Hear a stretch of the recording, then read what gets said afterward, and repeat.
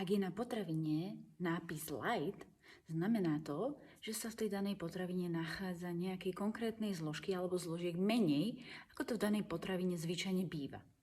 Najčastejšie ide o zníženie obsahu tuku, cukru alebo kalórií. Pri obsahu tuku je to zvyčajne cca okolo tých 30% menej ako tá pôvodná verzia.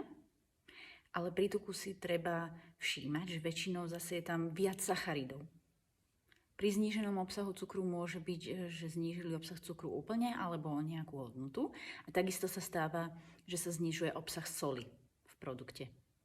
Čiže pri potravinách s označením light si vždy všímaj, o čo konkrétne bola tá potravina ponížená. Či o jednu zložku alebo o viacero zložiek a o akých konkrétne.